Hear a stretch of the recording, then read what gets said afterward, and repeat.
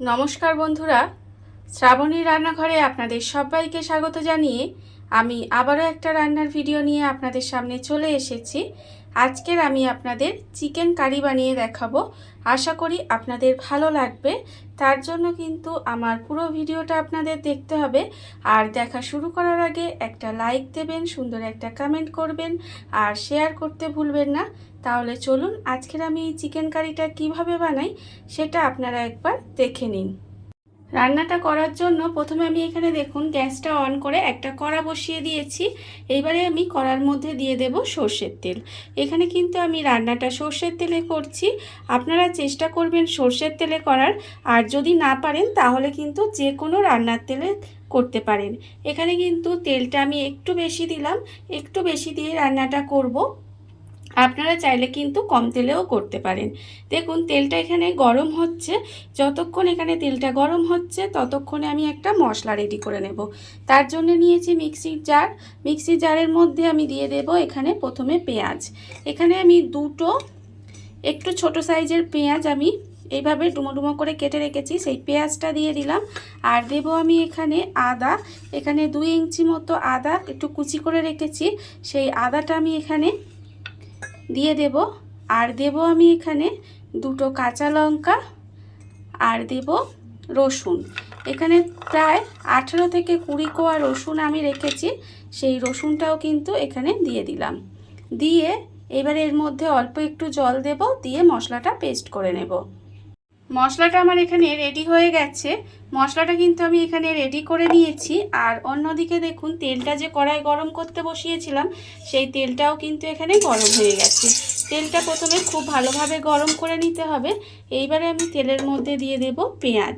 এখানে আমি একটা বড় সাইজের পেঁয়াজ এইভাবে একটু সরু সরু করে কেটে রেখেছি, সেই পেঁয়াজটা আমি এখানে দিয়ে দিয়েছি। দিয়ে পেঁয়াজটাকে কিন্তু খুব ভালোভাবে ভেজে নেব। আর আমি প্রতিদিনের মতো আপনাদের একটা কথাই বলবো যে প্লিজ আমার ভিডিওটা আপনারা টেনে টেনে দেখবেন না, পুরো ভিডিওটা দেখুন, আশা করি আপনাদের ভালো লাগবে। আর দেখুন এই যে আমি চিকেন কারিটা আজকের বানাচ্ছি, এটা কিন্তু খুব সহজে রান্নাটা হয়ে যায়, খুব কম সময়ে রান্না হয়ে যায়, আর খেতে কিন্তু অপূর্ব সুন্দর লাগে। এইভাবে আপনারা কোনো দিন হলেও চিকেন কারিটা বানিয়ে দেখবেন, খেতে আশা করি আপনাদের ভালোই লাগবে। আর এই চিকেন কারিটা আমাকে বানানোর জন্য আমার লাইভে এসে অনুরোধ করেছিল সুমিত্রা কিচেন অ্যান্ড ব্লগ থেকে সুমিত্রা দিদিভাই, সেই জন্য আমি ওনার জন্যই কিন্তু এই চিকেন কারিটা আজকের বানাচ্ছি। দিদিভাই আপনি দেখে নেবেন। দেখুন প্রথমে কিন্তু পেঁয়াজটাকে এইভাবে একটু ভেজে নিতে হবে। পেঁয়াজটা আমার এখানে ভাজা হয়ে গেছে। পেঁয়াজটা কিন্তু এইভাবে একটু লাল করে ভেজে নেবে, যাতে একেবারে পুড়ে না যায়, অথচ বেশ সুন্দরভাবে লাল করে ভাজা হয়ে যায়। এইভাবে কিন্তু পেঁয়াজটা আমি ভেজে নিয়েছি। এইবারে আমি এর মধ্যে দিয়ে দেব যে মিক্সির মধ্যে মশলাটা করে রেখেছিলাম, সেই মশলাটা কিন্তু আমি এখানে দিয়ে দিলাম।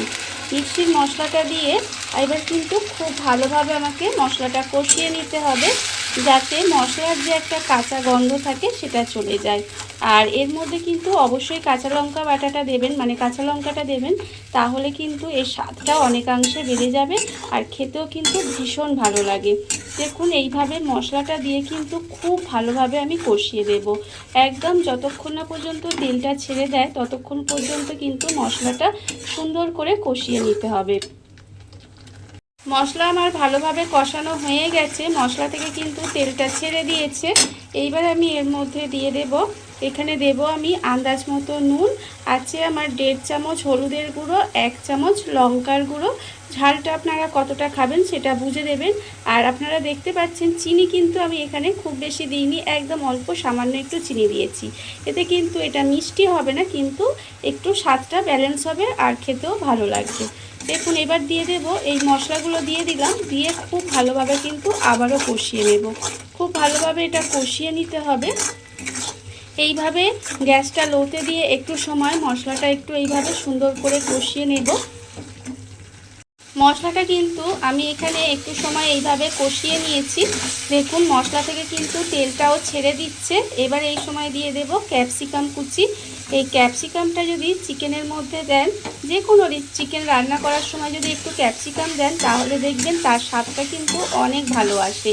এইভাবে ক্যাপসিকামটা দিয়েও কিন্তু আমি একটু সময় রান্না করে নেব। আর সেই সময় দিয়ে দেব এখানে টমেটো কুচি। এখানে একটা একটু বড় সাইজের টমেটো কুচি করে রেখেছিলাম, সেই টমেটোটাও কিন্তু এখানে দিয়ে দিলাম।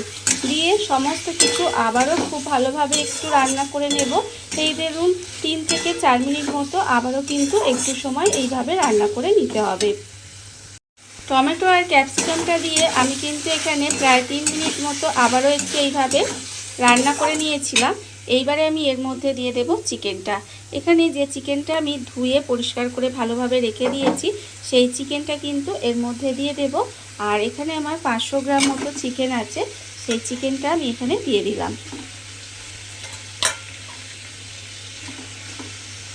চিকেনটা দিয়ে এবারে কিন্তু খুব ভালোভাবে কষিয়ে নেব। এইভাবে চিকেনের সঙ্গে কিন্তু মশলাটা খুব ভালোভাবে কষিয়ে নিতে হবে সুন্দর করে। দেখুন, যাতে খুব ভালোভাবে চিকেনটা কষানো হয়ে যায় সেটা কিন্তু লক্ষ্য রাখতে হবে। আর চিকেন বলুন বা যে কোনো রান্নার ক্ষেত্রে কিন্তু কষানোটাই মেন। আপনারা যত সুন্দরভাবে কষাবেন তত কিন্তু রান্নার স্বাদ ভালো হবে। সেই জন্য আমি কিন্তু এইভাবে একটু সময় কষিয়ে নেব চিকেনটা। চিকেনটা আমি এখানে 5 মিনিট মতো এইভাবে একটু কষিয়ে নিয়েছি। এইবারে আমি এর মধ্যে দিয়ে দেব দেখুন আলু। এখানে কিন্তু আমি 2টো আলু এইভাবে একটু ডুমো করে কেটে রেখেছি, মানে 2টো মাঝারি সাইজের আলু। সেই আলুটা আমি এখানে দিয়ে দিলাম।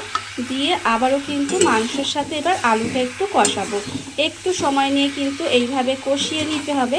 আলুটা আপনারা চাইলে ভেজেও দিতে পারেন, কিন্তু এইভাবেও আলুটা দিয়ে একদিন চিকেনটা রান্না করে দেখবেন, খেতে কিন্তু অসম্ভব সুন্দর হয়।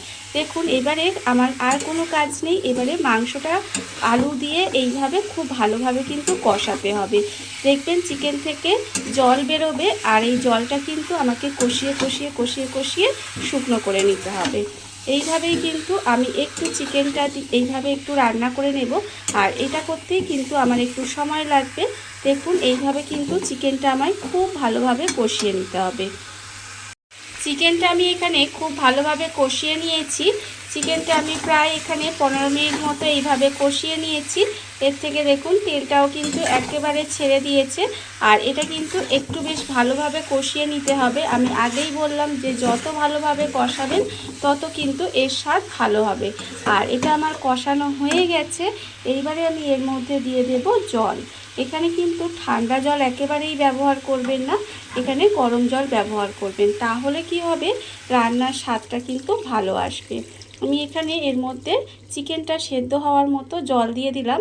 আর এটা কিন্তু খুব বেশি ঝোল ঝোল ভালো লাগবে না, একটু মাখা মাখা মতো হবে, সেটা বুঝে কিন্তু এখানে জল দিয়ে দিলাম। দিয়ে এবারে এটাকে সেদ্ধ হতে দিতে হবে, মানে চিকেনটাকে খুব ভালোভাবে কিন্তু সেদ্ধ হতে দেব। এইভাবে ঢাকা দিয়ে আমি কিছুক্ষণ রান্না হতে দেব, যাতে চিকেনটা খুব ভালোভাবে সেদ্ধ হয়ে যায়। গ্যাসটা লোতে দিয়ে ঢাকা দিয়ে আমি বেশ কিছুক্ষণ এইভাবে রান্না হতে দিয়েছিলাম। দেখুন, এর ফলে কিন্তু এর আলুটা আর চিকেনটা খুব ভালোভাবে সেদ্ধ হয়ে গেছে। আলু আর চিকেন কিন্তু খুব ভালোভাবে সেদ্ধ করে নিতে হবে, মানে যতক্ষণ না এই চিকেনটা সেদ্ধ হয়ে যায় ততক্ষণ কিন্তু এইভাবে একটু ভালোভাবে রান্না করে নিতে হবে। রান্না এখানে আমার প্রায় হয়ে গেছে। এইবারে আমি এর মধ্যে দিয়ে দেব দেখুন, এখানে আমি দেব 1/2 চামচ গরম মশলার গুঁড়ো। গরম মশলার গুঁড়োটা দিয়ে আবারও কিন্তু খুব ভালোভাবে একটু মিশিয়ে দিতে হবে। মিশিয়ে দিয়ে এইবারে আমি এর মধ্যে দিয়ে দেব ওপর থেকে ধনেপাতা। চিকেন কারিতে যদি ধনেপাতাটা ওপর থেকে দেওয়া যায় তাহলে কিন্তু এর স্বাদটা আরও বেড়ে যায়, মানে ভীষণ ভালো খেতে লাগে। দেখুন, আমার কিন্তু একেবারে চিকেন কারি রেডি হয়ে গেছে। আর আমি এটা একটু গ্রেভি গ্রেভি রেখেছি, আপনারা চাইলে কিন্তু এর থেকে বেশি গ্রেভিও রাখতে পারেন, আবার আরেকটু মাখো মাখোও করে নিতে পারেন, তাতেও কিন্তু খেতে ভীষণ ভালো লাগে। ভাত কিংবা রুটি, পরোটা যে কোনো কিছুর সাথে কিন্তু এই চিকেন কারি ভীষণ ভীষণ ভালো লাগে। দেখুন, রান্না আমার একেবারে রেডি হয়ে গেছে। এবারে আমি আপনাদের গ্যাসটা অফ করে দেব আর পরিবেশন করে দেখাবো কেমন হলো। দেখুন বন্ধুরা, বাড়িতে থাকা কত অল্প উপকরণে কত অল্প সময় কত সুন্দর একটা চিকেন কারি তৈরি হয়ে গেছে আপনারা দেখতেই পেলেন। আর এটা কিন্তু খেতে ভীষণ ভালো হয়। এইভাবে আপনারাও কিন্তু একদিন হলেও বাড়িতে বানিয়ে দেখতে পারেন। আর এই ভিডিওটা যদি আপনাদের ভালো লেগে থাকে, আপনারা যদি ফেসবুক থেকে দেখে থাকেন পেজটি ফলো করে দেওয়ার অনুরোধ রইল। আর যদি ইউটিউব থেকে দেখে থাকেন চ্যানেলটি সাবস্ক্রাইব করে নেওয়ার অনুরোধ রইল। তাহলে চলুন ভিডিওটা আমি এখানেই শেষ করছি। আপনারা সবাই ভালো থাকবেন, সুস্থ থাকবেন। আবারও হাজির হব নতুন কোনো রান্না নিয়ে।